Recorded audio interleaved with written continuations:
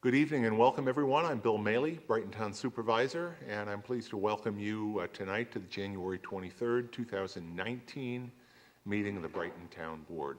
We're glad to have you with us, whether you're here in the room or whether you're watching us remotely. And we will make every effort to give you the opportunity, whether you're here or whether you're watching somewhere else, to participate fully in this meeting. If you're here in the room, our agenda and meeting packet is on the back table. All of the material that we will be considering during tonight's meeting is in that packet. If you are watching remotely, if you're at home or somewhere else, you can also participate in the meeting. You can live stream this meeting and all of our town board meetings on our website. And you can also access that same packet of material on the website. So again, we do welcome you to follow along with us. We'll start, as we always do, with a pledge to the flag. I'll ask Councilmember Corrado to lead us, please. I pledge allegiance to the flag of the United States of America and to the republic for which it stands, one nation under God, indivisible, with liberty and justice for all.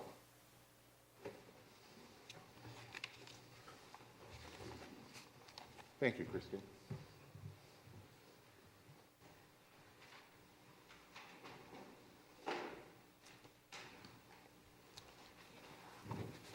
As you all know, this past Monday was Dr. Martin Luther King Jr.'s day, commemorating his birthday and honoring the work that he did. This year would have been his 90th birthday.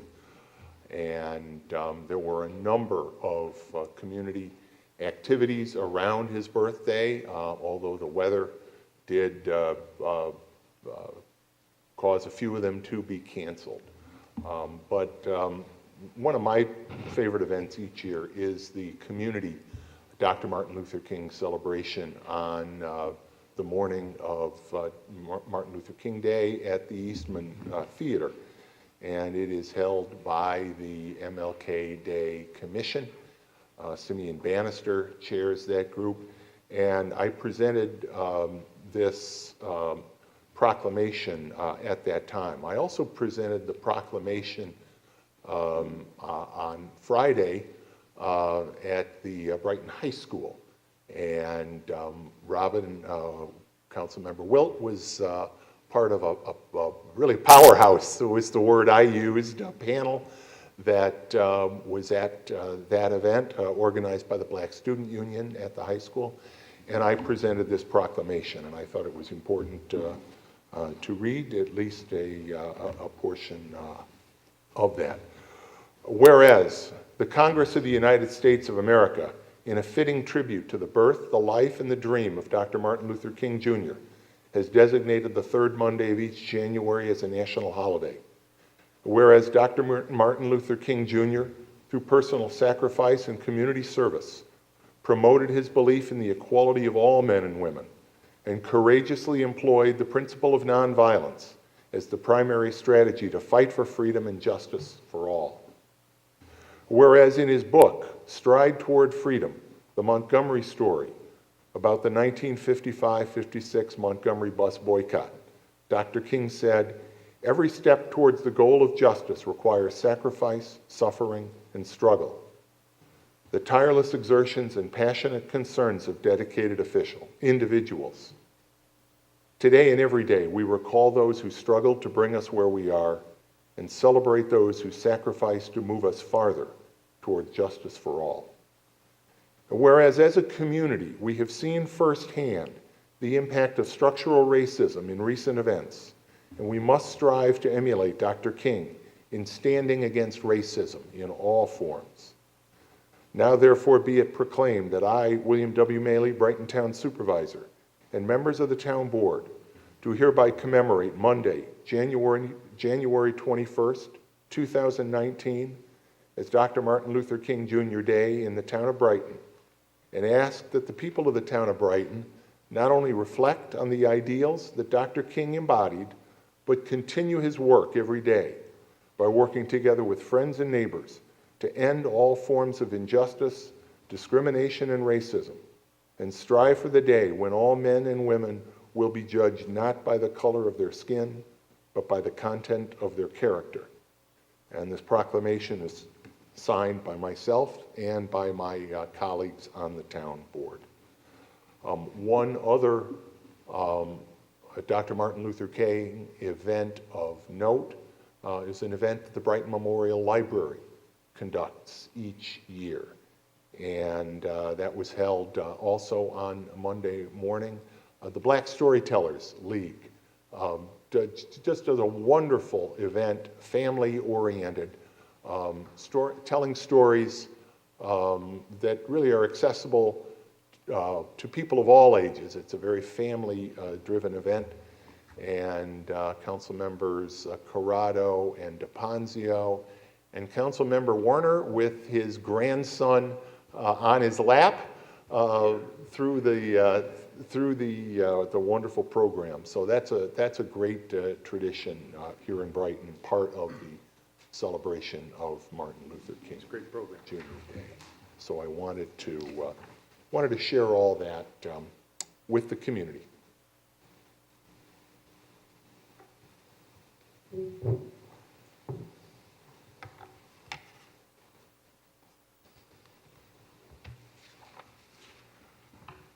We will now begin the open forum portion of the meeting. As we do at every meeting, we start with the open forum. It's an opportunity to ask questions, comments, and you can do so whether or not you want to talk about a matter that is on the agenda for tonight. In just a moment, I'll ask anybody that would like to speak to raise their hand. I'll recognize you. If you would, please come to the podium, state your name and address. If you would like to call in remotely, you can do that as well. 303-3060 is the number, 303-3060. You can call in.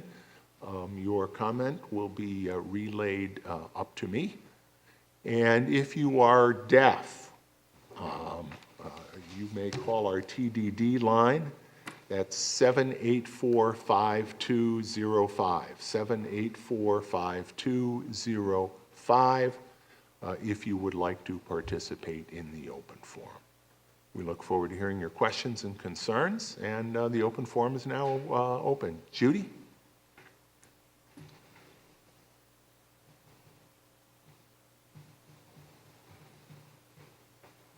It's that time of year. Yay! The Brighton Neighbors United Supper, annual supper is going to be Sunday, March 3rd at Buckland Park at 6 o'clock. And it's kind of a bittersweet year because Jim was the biggest proponent of it. I mean, he would have me come up. I would be sitting. Judy, don't you have something to say? This was after reservations closed, but we'll miss his wonderful support. I'm pleased to say that our program this year is going to be given by Sebastian Marundi, a lost boy from South Sudan. He's very near and dear to my heart. He's like a son. He is probably the most courageous person I have ever met and will ever meet in my life. And he'll share his story with those of us who are there, and also how he's giving back in a most incredible way. As I speak right now, he's in the village. He has to go once a year according to state law to report in and so on and so forth. While he was there, they broke ground for our high school, so it's really, really, really exciting. But he'll tell you more there. So it's March 3rd. I put some flyers out on the desk, at the table, and I really hope to see everybody there. It is open to every single person in Brighton, really, really, really, so spread the word. Thank you. I'm Judy. Judy, Judy, what time? what time will it begin? 6 o'clock. 6 o'clock, March 3rd. It's a Sunday evening. It's a wonderful event. I appreciate your work in organizing that event year after year after year. It's been about 30, I think. I mean, I look back, It yeah. probably feels like more than 30 for you. Yeah. But Judy, to your work with Sebastian, kudos. Thank you. Thank you. I know how much support you have given to Sebastian Thank and you. to his work in so many ways over the years, going with him to countless meetings, sharing his message in so many ways. And really, the opportunity to interact with any of the Lost Boys from Sudan is such an uplifting experience. These are young men with remarkable experiences, with experiences that we can't conceive of. No, no. And I just guarantee, if you have not met Sebastian or any of the other Lost Boys from Sudan who are living here in this community, you owe it to yourself. We all owe it to ourselves to hear their story, to hear the work, and certainly in Sebastian's case, that he's doing It's done now. tremendous, yeah. It is inspiring. It really has no words. I know, he never ceases to amaze me, and we've probably gone out close to 400 times over the years, and I never get tired of hearing his story. It's just incredible. So, thank you. And thank you also, Judy, for mentioning Jim. Yeah.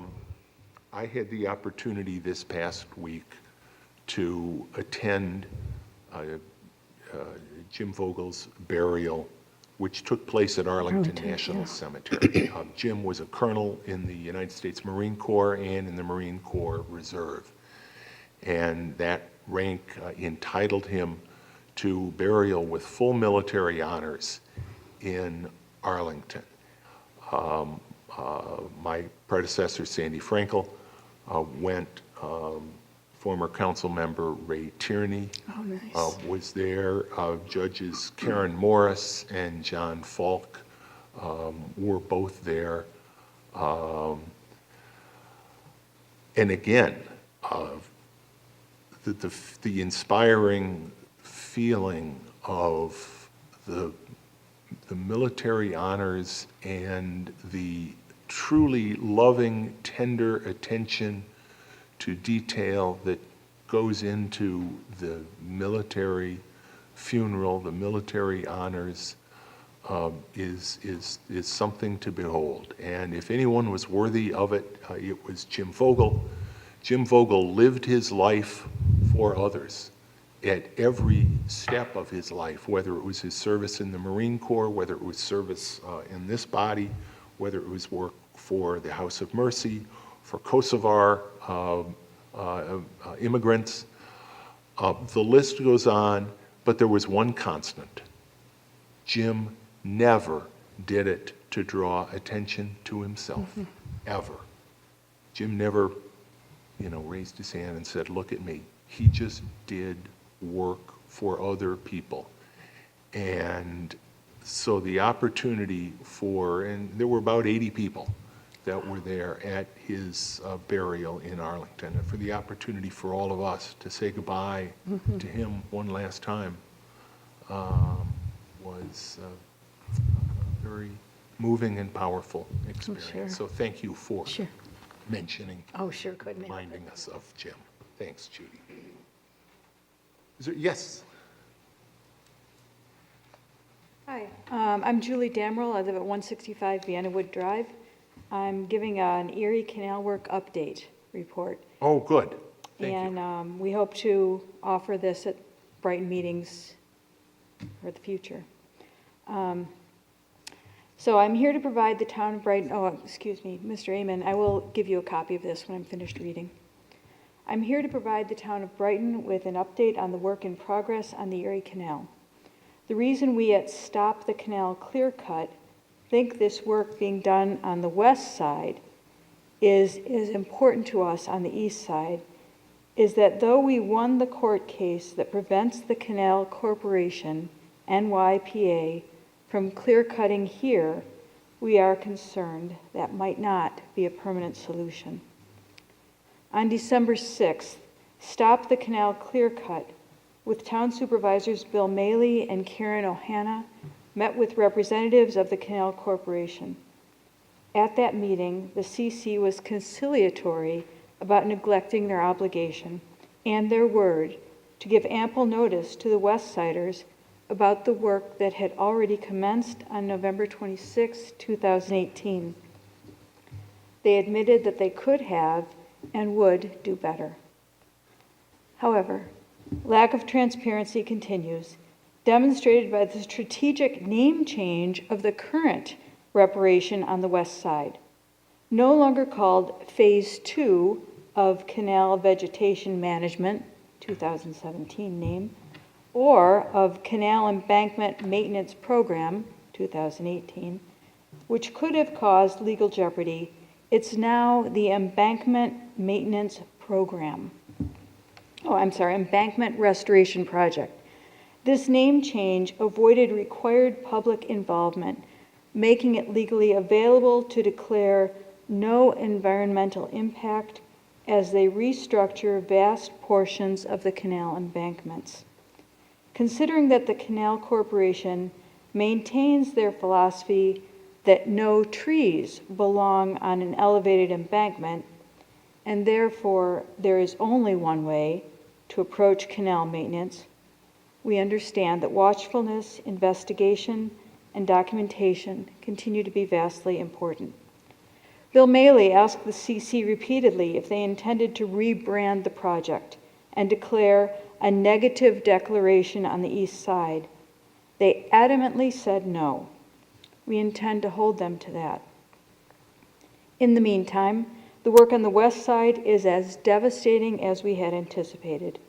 With constant updates, videos, and pictures on our Facebook page, we continue to document work that is actually restructuring the original embankments and is environmentally invasive.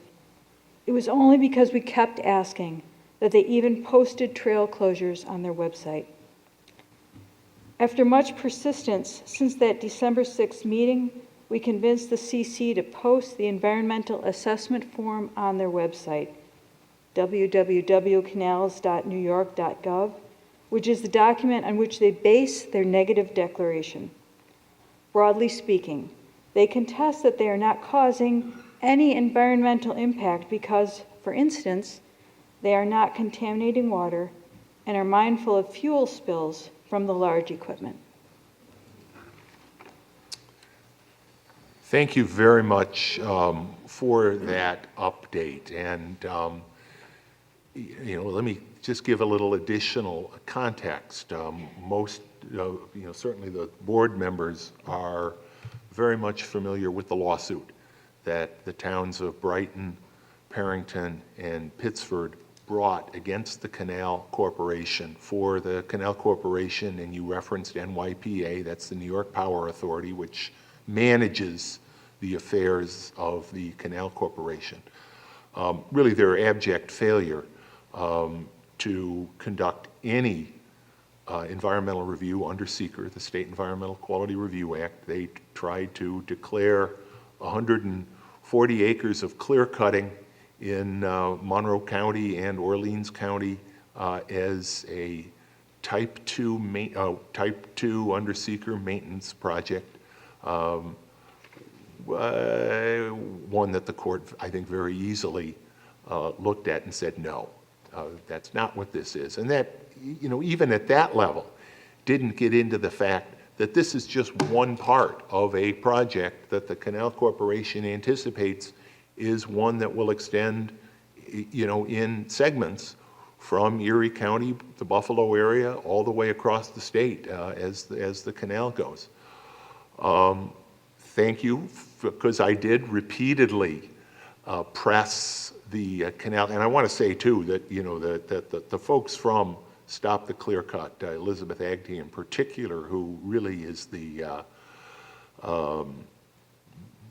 wow, she just has taken this project and has worked so hard and so diligently in gathering information, accurate information, about what's going on with this project, was also there, and the presence of your organization has been very, very important.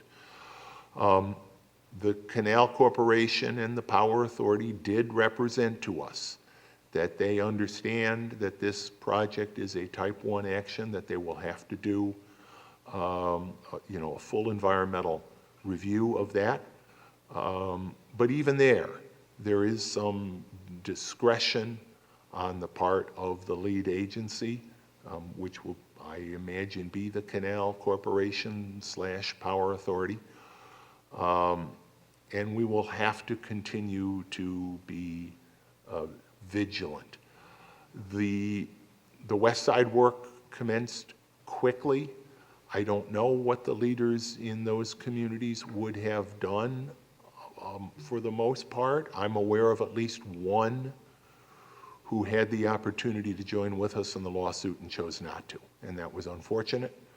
But we will continue to monitor, with your help, this situation. I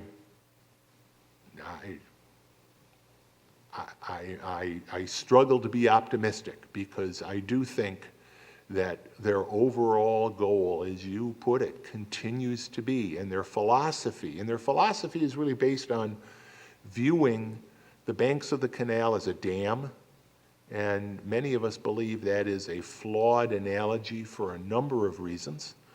And in fact, at the hearing in the lawsuit, testimony was presented that in fact suggested that far from weakening the banks of the canal, that the vegetation may actually strengthen the canal.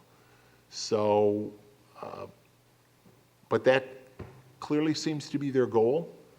And this is a project that will extend far beyond Monroe County. I think what we did in Monroe County will help us and other communities going forward. It already has. They now know.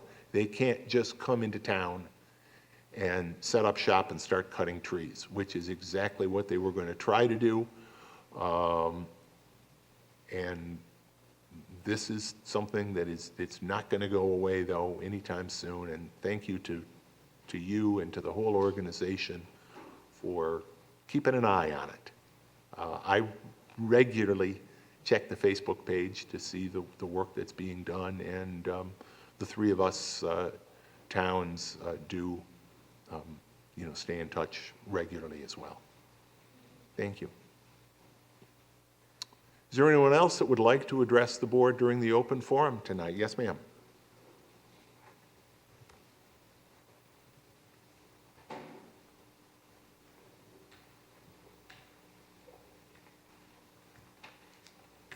My name is Judy Van Houten. I live at 205 Shoreham Drive, and I have a couple of separate issues. One is I'm hoping I'm not being redundant because I'm wanting to know, I'd like to read the covenant that was signed for the cuts on Clover and Allens Creek, and I haven't investigated, but I would like to read it, and I was told it was in escrow, and I didn't know what that meant in terms of access or my being able to read it. There's no problem with you reading it. I can answer your question about what the escrow means. So the law firm of Nixon Peabody has the original signed documents signed by the developer and by the neighbors and the neighborhood organization and by the town.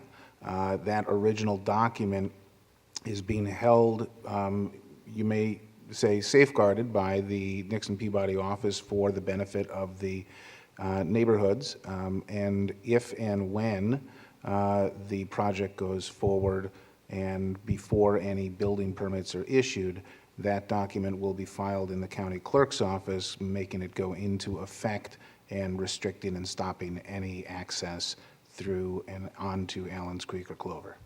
We had, the wish had been that it would be a long-term number of years, like at least 35 was mentioned in the beginning.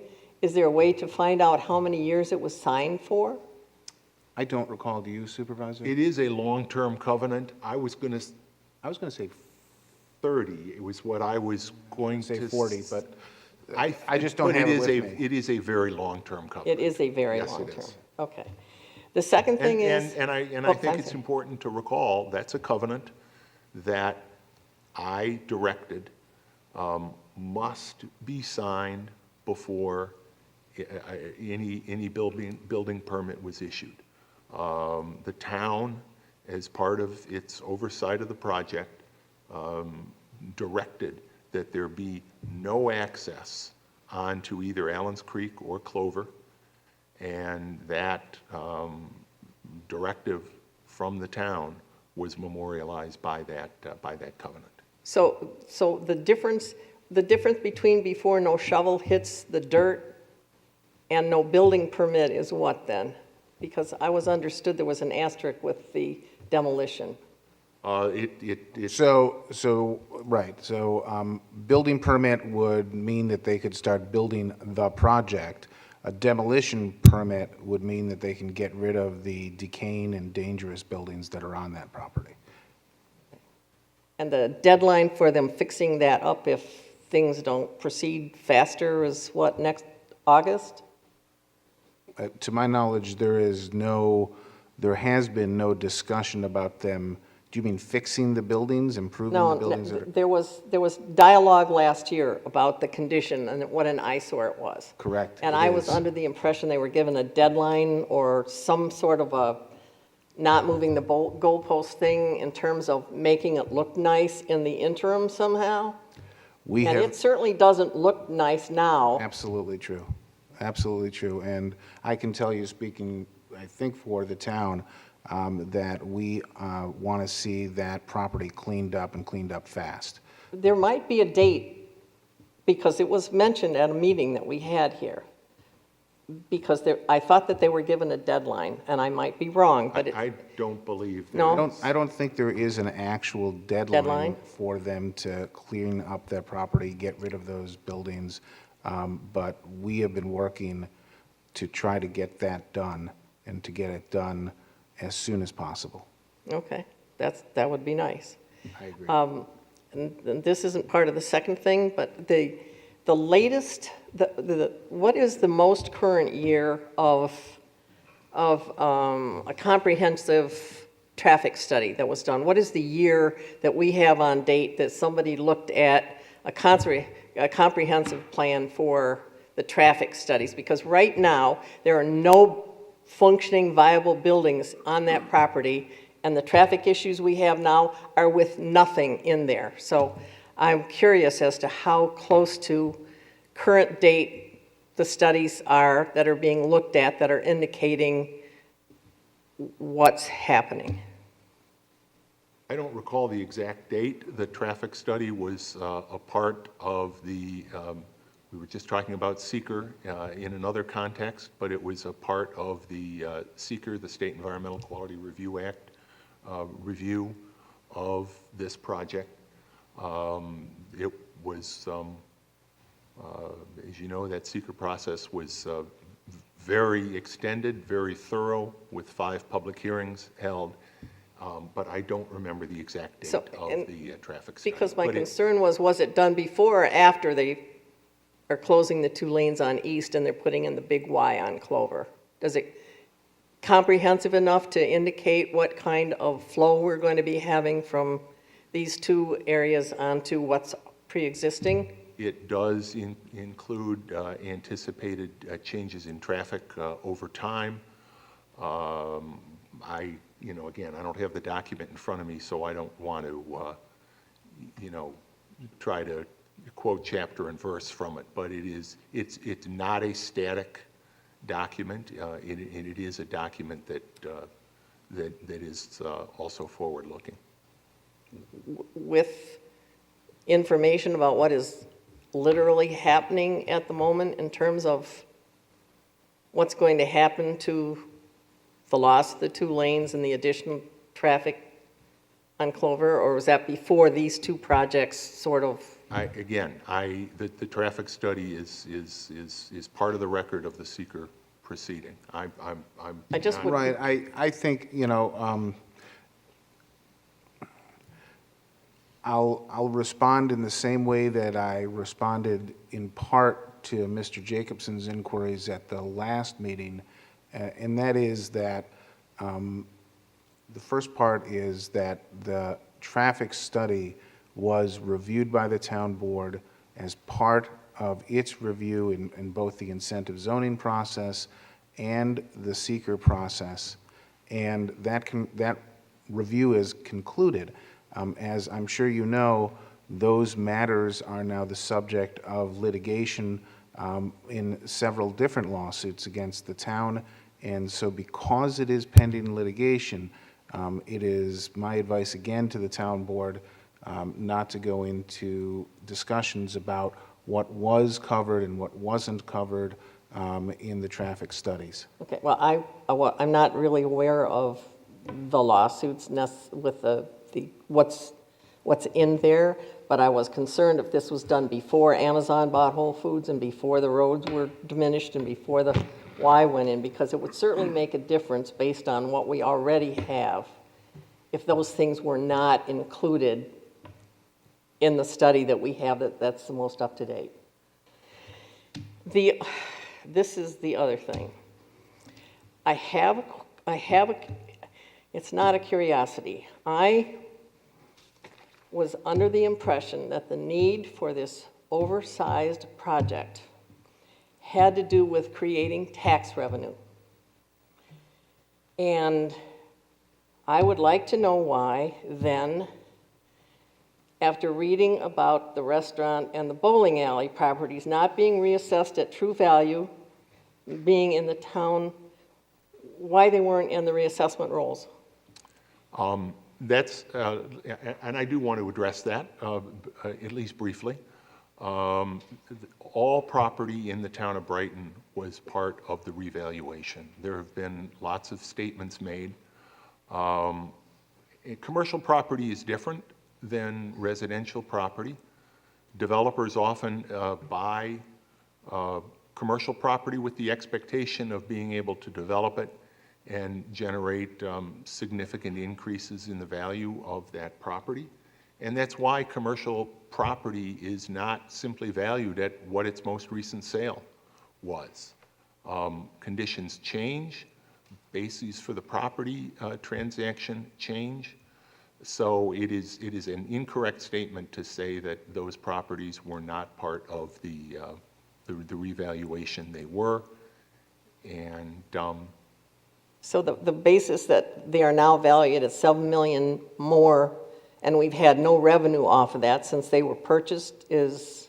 the taxes are being paid on that property at the value at which it is currently assessed. One part of that project, and of course, one of the things that has frankly kept the project from coming to fruition is the litigation, which we certainly don't believe is fundamentally sound litigation. But it Ms. is Van paying. Houten, are you not a party to that lawsuit? Are you not part of the Allens Creek Clover And I believe you- Neighborhood I Association? live there, but I have not seen, I know there Your is a name law. is named as a plaintiff in that lawsuit, ma'am. Who is? You are a plaintiff in the lawsuit against the town. You know that. No, I didn't know that, excuse me. They used your name without your permission, ma'am? If it's on a legal document, I was not aware at that point in time that, I mean, I've talked with lawyers and all I do is talk, but That's if it, interesting. I will say the one thing you said that I do absolutely agree with is that project, when it's developed, is going to generate hundreds of thousands of dollars in tax revenues for the town. And we would like you and the other plaintiffs to let the project go, let it get developed, and let the taxpayers start realizing the benefit I'm of not those interested. taxes. I'm not interested in tax money. I thought that's why you just started this The value conversation. of, no, the fact that they have not been paying taxes on the difference of $7 million between what they had, what it's assessed at, and what it was purchased at for the last 2 years, that's a lot of missed revenue And that is somehow. that is a misunderstanding Okay. that one of the other parties to the lawsuit has continued to advance. It is not accurate, and commercial property is valued in a number of different ways. But it is important that the property is paying taxes, and part of the approval, and and everybody does care about taxes. We may have different views of how important they are, but taxes and our goal to keep taxes and keep the finances of the town strong are very real. The part of the underlying basis of the approval, again, just as we directed that there not be access on Clover and Allen's Creek to minimize any traffic impact on your neighborhood, we also directed that there be no Comida tax abatements granted. So as Ken indicated, when that project is completed, and this is important for everybody in the community to know, because this is an important project for the town, and that's why we looked at it so closely, it will generate hundreds of thousands of dollars per year in taxes for the benefit of our schools, for the benefit of putting sewers in and paving our streets and picking up leaves, and all of the important functions of town government. But those of us who are residents where we are now are seeing the quality of, our quality of life forever changed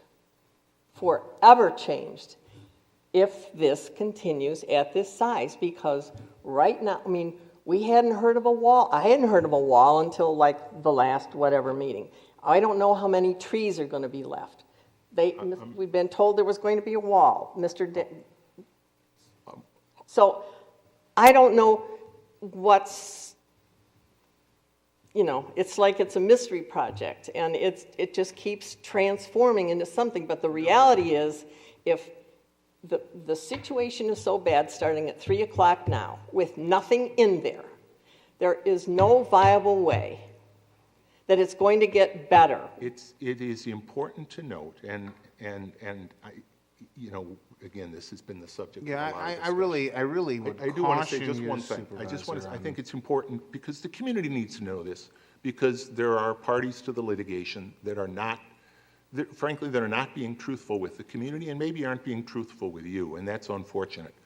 There are significant traffic improvements that are going to be made in that corridor by the developer without the expenditure of any town tax dollars to make traffic flow safer, like the left turn arrow, which for anyone that back when the restaurant and the bowling alley were open, used to try to make that left turn.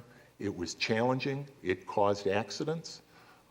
Those are changes that are going to be made that will have the impact of making, of mitigating any changes in traffic. But there was a lot to look at, which is why we conducted those 5 public hearings, which is why the planning board conducted those 3 public hearings, and which is why ultimately the town board made the decision to approve the project. And I appreciate you coming up. Thank you, Judy. Thank you. Mr. Jacobson.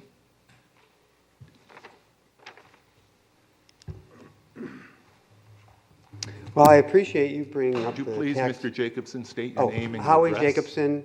I represent Brighton Grassroots, which is thousands of Brighton residents, and I'm a Brighton resident. Your address, please? 10 Sandringham Road. Thank you. On the issue of the importance of taxes, I, for one, totally agree with you. Taxes are very important. And if they were so important, those properties in question, Clover Lanes and Mama San's, that were sold for $9.5 million from 2014 and 2016, would have been properly reassessed, which, including 2019, we would have $1 million more in taxes. So, with that said, there is no commercial properties get one thing and residents get another. I would love at some point to see the list of all the commercial properties that have been given this special deal. Mr. Jacobson, I need to stop you again. It's fine. Because, as I told you last week, there is no special deal. So every time you use that term, Yes. you are, as I said a moment ago to Ms. Van Houten, you are not being truthful to the community. There Okay, is well, no special then I'm going to deal. use another word. They're getting something special, okay? Because in a recent excuse me? Do you want to say something to me? Please continue, Mr. Okay. So in a television interview, you stated that sometimes, I'm paraphrasing, sometimes developers buy property for what they think it's going to be worth someday. I guess you must have information about this, that you must have met with the developer in 2014. The timetable, first of all, there is no litigation on this Speculation issue. like that, Mr. Jacobson, has no place No, here or anywhere, Mr. Jacobson. I'm not No, speculating. there was no meeting like that. I didn't And- say there was a meeting. But I you said there just- must you be just something. suggested it, Mr. Jacobson, so please don't suggest Okay. more facts that are false. It's not helpful.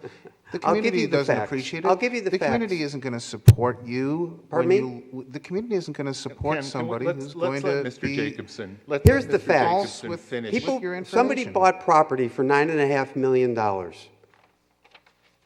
There's $7 million of unreassessed property. I'd like to know what the town's going to do about it. The end of February is, I'm trying to think what it's called. Taxable status date? Is Thank you that very what much. you're referring to?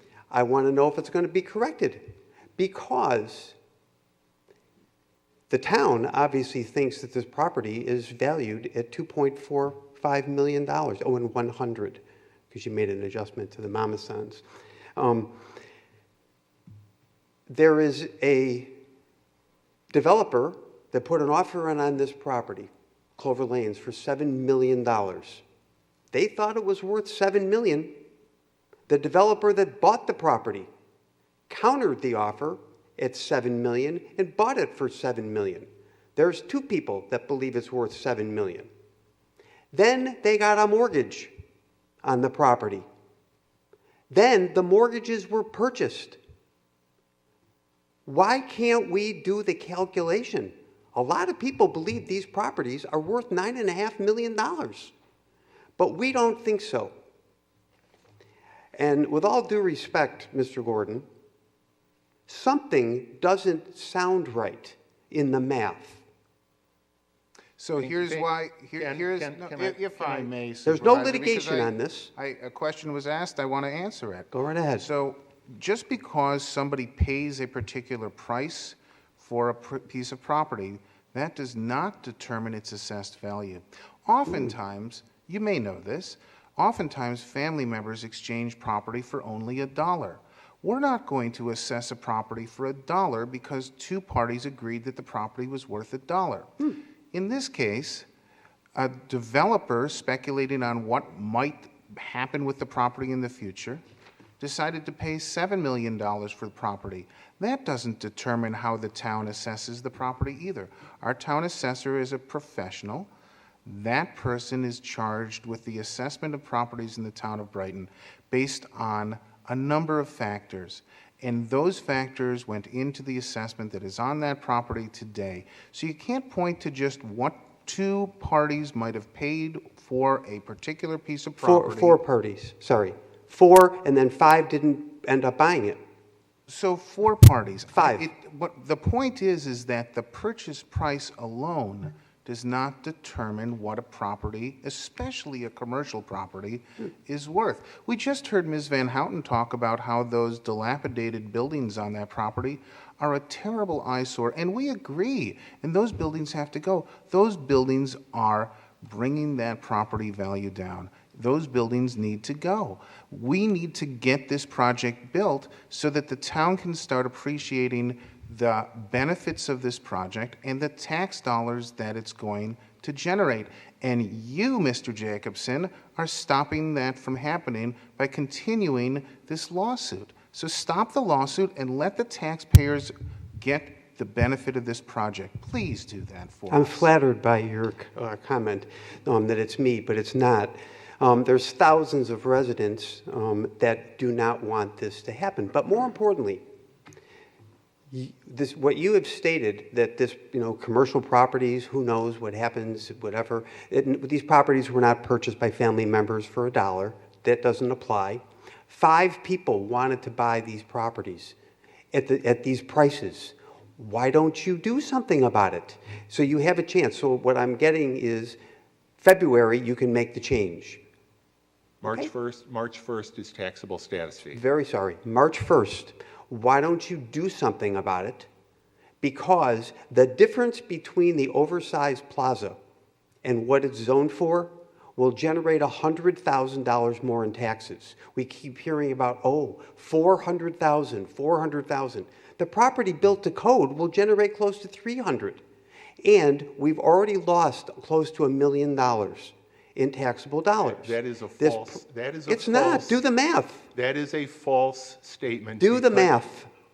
Please continue. Okay, do the math.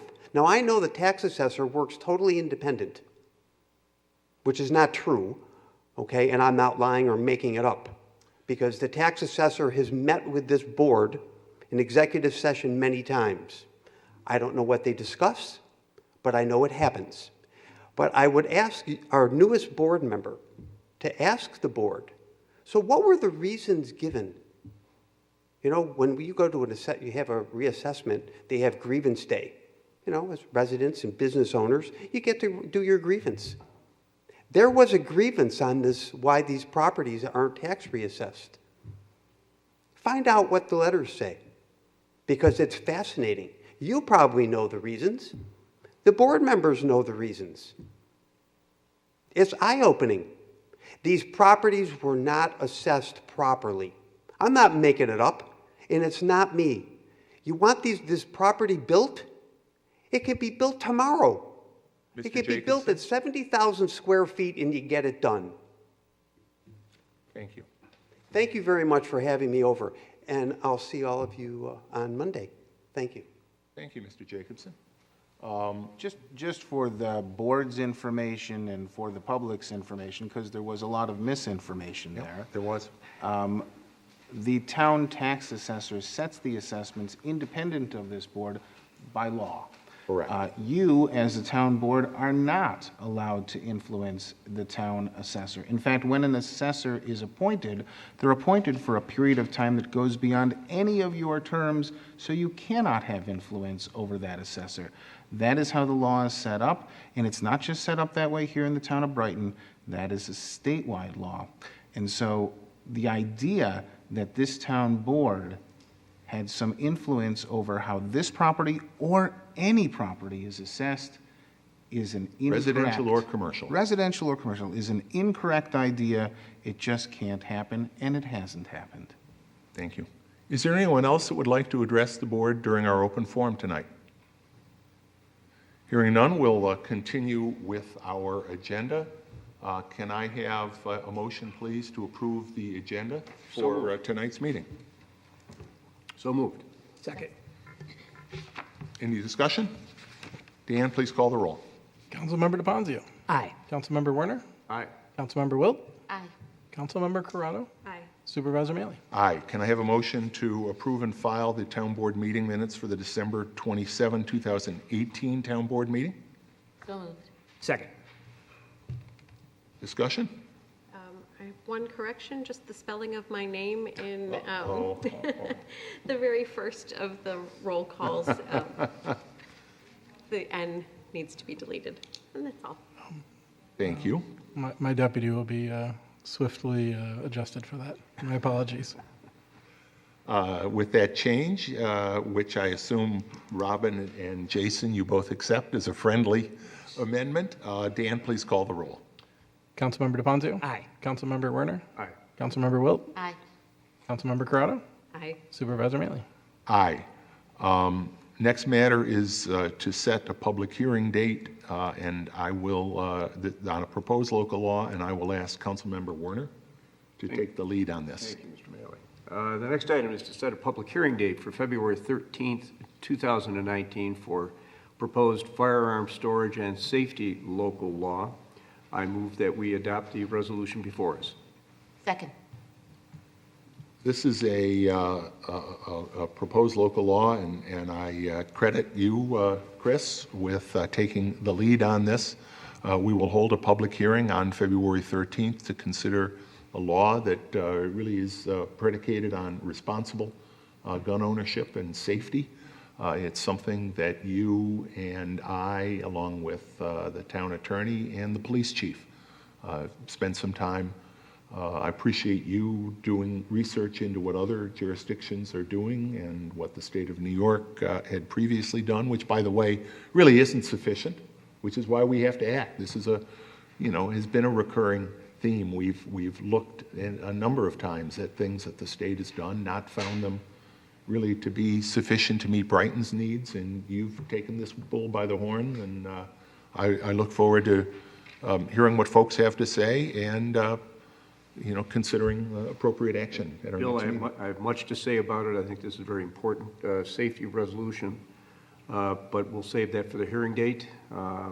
But this is a matter that should be addressed by the state, and I'm disappointed that we haven't seen that yet. We have a motion and a second. Any further discussion? Dan, please call the roll. Councilmember DeFazio? Aye. Councilmember Werner? Aye. Councilmember Wilt? Aye. Councilmember Corrado? Aye. Supervisor Manley? Aye. Committee reports. Community Services, Robin? Thanks, Bill. Community Services Committee met on Wednesday, January 16th at 9:30 a.m. at the Brookside School. Among the items that we discussed were communication that we received on January 7th from Dennis Adams regarding the Corbett's Glen.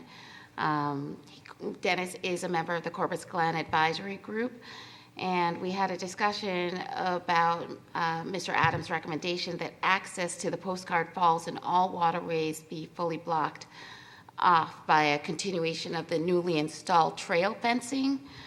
A particular tree that had been recommended for removal was a source of concern in the communication from Mr. Adams, and we did have a discussion of the causes of erosion as related to foot traffic versus natural erosion caused by waterways in the area in question. We do not as yet have consensus from the entire Corbett's Glen Advisory Group regarding access to Postcard Falls.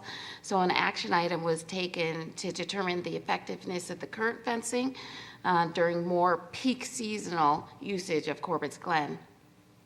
In addition to that, we discussed park issues. And right now, our Parks Department is in the process of getting vendors and contractors in place for work in the 2019 season. Ongoing efforts of beautification at 12 Corners Triangle Park for 2019 were discussed.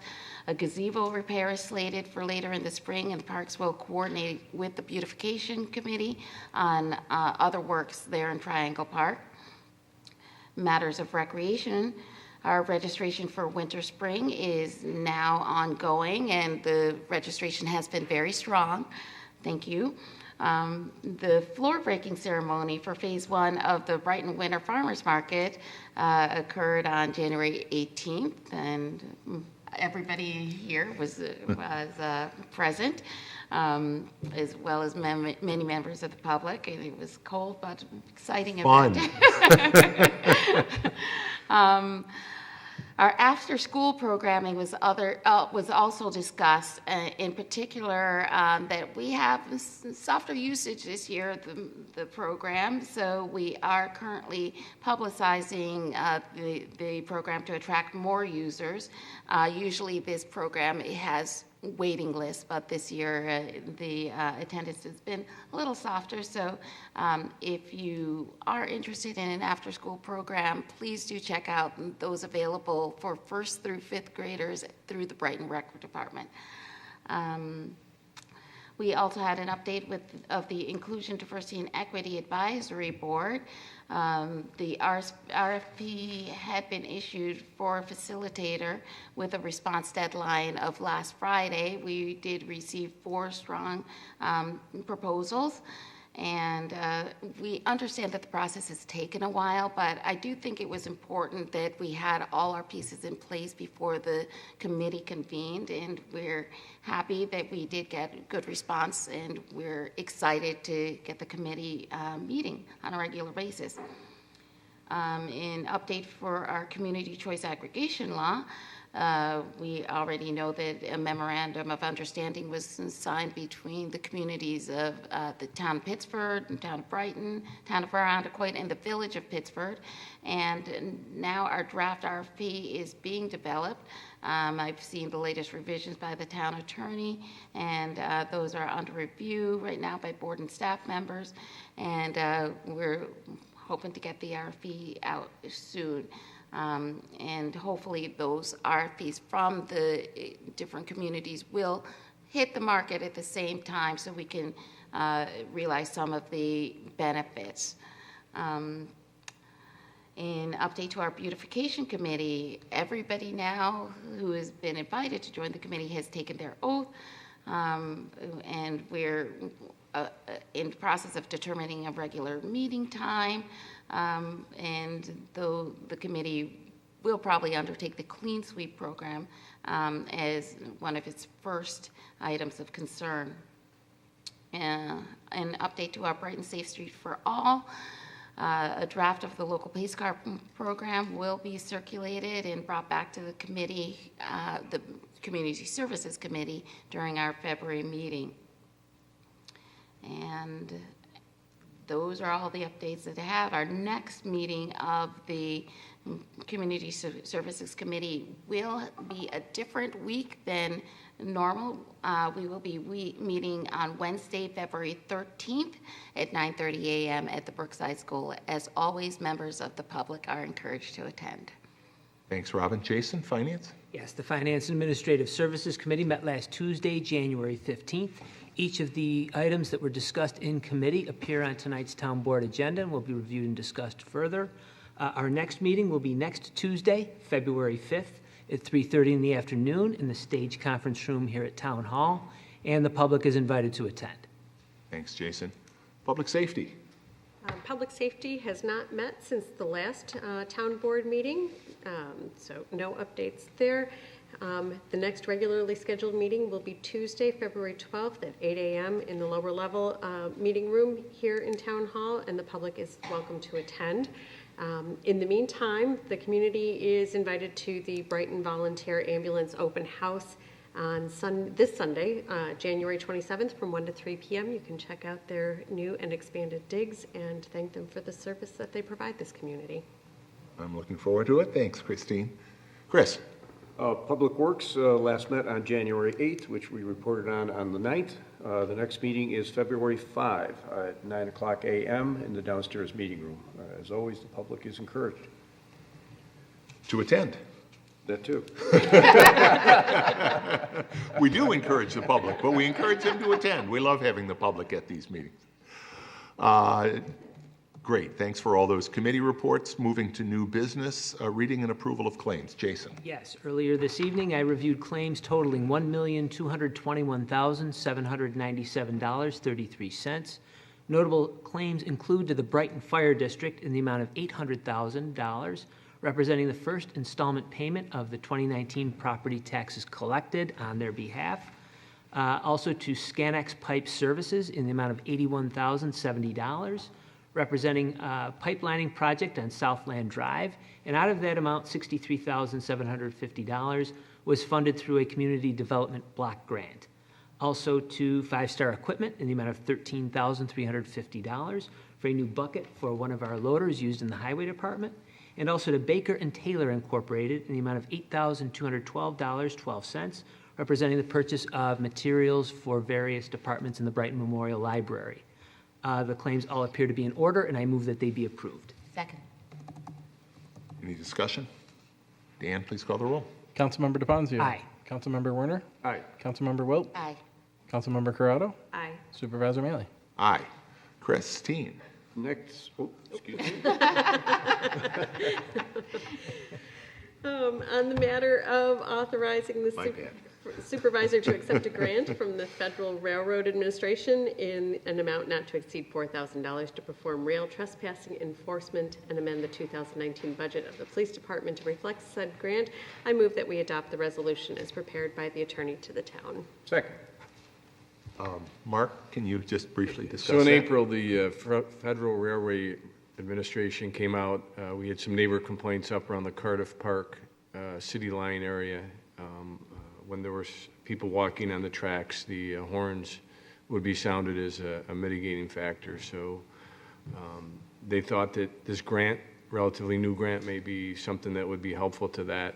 We were notified in October that we had received approval for $4,000, and we're just putting it into play now. There's been some delay due to the shutdown of government, but they were able to make it out last week, confirm our plan. We'll wait for the weather to break before we start up enforcement efforts. But it is a great reminder, please, to the public, particularly, unfortunately, all too often kids. Railroad tracks are not a safe place. They're not a safe place to play, to walk, to run. Those, the trains at the speeds that they're going, you don't have to be on the physical track sometimes to be impacted very, very seriously by passing trains. And that's why there are no trespassing signs, and that's why we're going to enforce it. We want people to stay safe around trains, and really the only way to be sure you're going to do it is don't go on the tracks, don't go on the right-of-way, obviously particularly bridges, but even just regular train tracks are very, very dangerous. So congratulations on getting that grant, and I know you'll continue to work to keep that part of town safe. Chris, would you handle the next one? Please. Did we vote on that? No, No, we we Then let's, boy, I'm on a roll on this one. Dan, is there any further discussion? Please call the roll. Councilmember DePonte. Aye. Councilmember Werner. Aye. Councilmember Wilt. Aye. Councilmember Corrado. Aye. Supervisor Manley. Aye. Now, Chris Warner. Next item is to approve declaration of certain highway equipment as surplus to be disposed of through auction by Roy Teachworth, INC, or as junk. I move that we adopt the resolution before us. Second. Second. Any discussion on that? This is something that we do periodically as equipment is replaced. Hearing none, Dan, please call the roll. Councilmember DePonte. Aye. Councilmember Werner. Aye. Councilmember Wilt. Aye. Councilmember Corrado. Aye. Supervisor Manley. Aye. Chris, why don't you do the next one as well? The next item is to authorize the supervisor to renew a contract with the F.A. Bartlett Tree Expert Company for arborist services in the amount not to exceed $3,500. I move that we adopt the resolution before us. Second. Any discussion on this? Hearing none, Dan, please call the roll. Councilmember DePonte. Aye. Councilmember Werner. Aye. Councilmember Wilt. Aye. Councilmember Corrado. Aye. Supervisor Manley. Aye. Jason. Yes, the next matter seeks to authorize the supervisor to accept a state and municipal facilities program grant in an amount not to exceed $25,000 for windstorm recovery efforts and execute a storm recovery project certification and grantee questionnaire for the grant. I move we adopt the resolution as prepared by the attorney to the town. Second. We're obviously pleased to get this grant.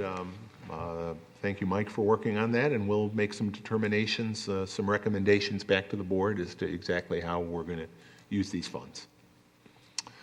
We've got that motion and second. Further discussion, anybody? Dan, please call the roll. Councilmember DePonte. Aye. Councilmember Werner. Aye. Councilmember Wilt. Aye. Councilmember Corrado. Aye. Supervisor Manley. Aye. Robin. The next matter seeks to authorize a bid award to the F.A. Bartlett Tree Expert Company for rental of a bucket truck and qualified operator. I move that we adopt the resolution as prepared by the attorney to the town. Second. This is something that we do each year to continue to maintain our tree canopy. We've had some discussions in recent weeks about tree matters. I would note that this is the same company that will be providing us our arborist services going forward, but it is important. We don't buy a bucket truck. We don't own. They're expensive, and it has made more economic sense for us to rent, partly because of the requirements. We've got to have not only the truck but the operator. So we have that motion and second. Any further discussion? Hearing none. Dan, please call the roll. Councilmember DePonte. Aye. Councilmember Werner. Aye. Councilmember Wilt. Aye. Councilmember Corrado. Aye. Supervisor Mealy. Aye. Jason? Yes, the next matter seeks to authorize the supervisor to renew an agreement with Holfoth Risk Management for provision of independent risk management consulting services in an amount not to exceed $10,000. I move we adopt the resolution as prepared by the attorney to the town. Second. Holfoth is a firm that we have worked with for a number of years. The key word there was independent. They are not paid. They are not part of any insurance company. In fact, they provide us with advice, independent advice, relating to our comprehensive commercial insurance program. They make recommendations in some cases about coverages we might want to consider, limits, and the like. So very, very valuable services.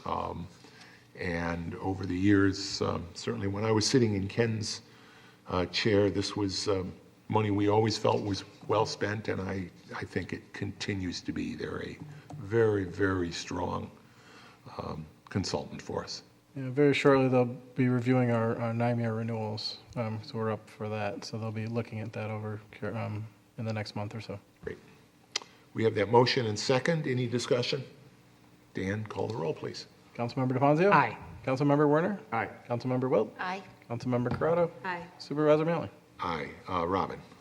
The next matter seeks to approve the appointment of Conservation Board member Mitchell Nellis to serve as Brighton's representative to the Monroe County Environmental Management Council. I move that we adopt the resolution as prepared by the attorney to the town. Second. Thank you, Mitch, for being willing to take on this additional responsibility. If you're watching, if you're not, surprise. We have the motion and the second. No discussion. Dan, please call the roll. Councilmember DeFazio? Aye. Councilmember Werner? Aye. Councilmember Wilt? Aye. Councilmember Corrado? Aye. Supervisor Mealy? Aye. Matters of the supervisor, really the one thing I want to talk about briefly, next week, the New York chapter of the American Public Works Association will be recognizing the town of Brighton and the Monroe Avenue Green Infrastructure project at their annual awards dinner. This is not the first time the town or projects by the town have been recognized by the APWA. A couple years back, the Brickyard Trail received recognition from the group, but we're very pleased that the Public Works Association also saw fit to recognize this project. We've talked about it a lot. It was completed this past year. While it was a stormwater-driven and funded project, it was funded through a state grant program.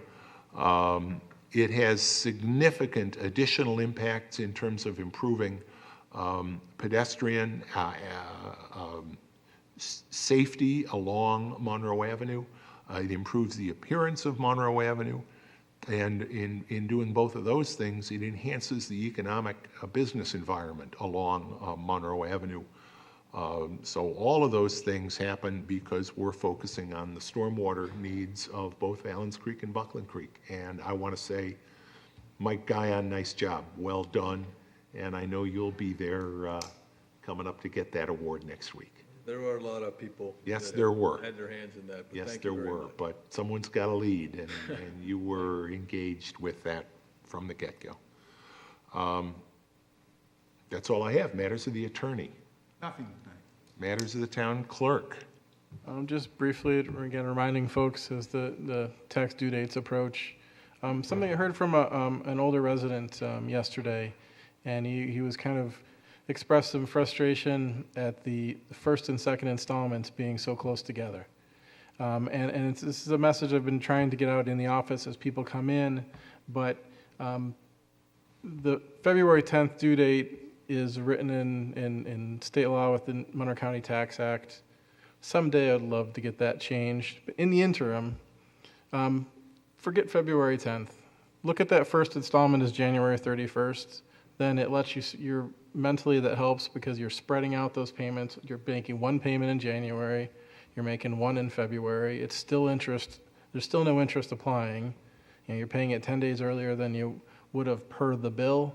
But think of it in a little bit, I'm just trying to get people to think about that bill a little bit differently.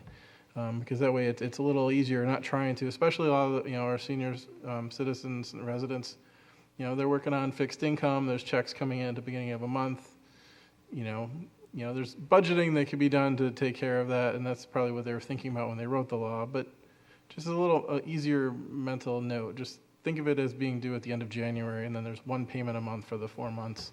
No need to put yourself behind the 8 ball to try to squeeze in those 2 payments in the year's shortest month. Thanks, Dan. Matters of the town board? I just want to mention a few of our rec programs again. Registration is open for all winter and spring programming, and the program brochure has been revamped, and we're hoping that people are finding it easier to find their usual program categories and identify new activities to participate in. And the after-school programs, again, are accepting new participants, and we hope that you'll join us in the very flexible, affordable after-school program for children in first through fifth grade. It is held right here at the Brighton Recreation Center, at the Brighton Recreation Center at 220 Idlewood Road. You can register for 1 or 5 days per week for the same great price. Full details and a program handbook can be found on the town website. And in addition to our other events on Sunday, January 27th, we also have the Cabin Fever event from 1 to 4 p.m. at the Brookside Recreation Center during our winter farmers market. So we hope that you'll check us out at the VBA, but also please do come to the farmers market and take part in Cabin Fever. We will have a lot of great shopping and direct sales vendors. Brighten Your Wardrobe sale will be there, and it's always a fun event. Our Bunny Bash will be on Friday, April 5th. And that's at 6:30 to 8 p.m. at the Brookside Recreation Center. That is a program with free admission. Our Youth Fishing Derby is coming up on Saturday, April 27th, and that's from 9 to 12 p.m. at the Brighton Town Park, Carmen Park Lodge. The age recommendation is 5 to 15. That is $5 per person, and any participants must be accompanied by an adult. Our Family Bingo Night is Friday, May 3rd from 6 to 7 p.m. at the Brookside Recreation Center. All of this programming I will continue to update you on over the next few months, but again, please put it on your calendar. We have so many great community events going on in Brighton, and we hope to see people there. Thanks, Robin, and kudos to our whole recreation staff again, led by Becky Cotter, our recreation director. Any other matters of the town board? Then can I have a motion to go into executive session? As you see here, we do have one personnel matter to address in executive session. Can I have a motion? Thank you, Chris. Second. Dan, please call the roll. Councilmember DeFazio? Aye. Councilmember Werner? Aye. Councilmember Wilt? Aye. Councilmember Corrado? Aye. Supervisor Mealy? Aye. Thank you, everyone, and have a great night. Our next meeting will be held on February 13th, Wednesday night, right here in the Town Hall auditorium. Again, have a great night.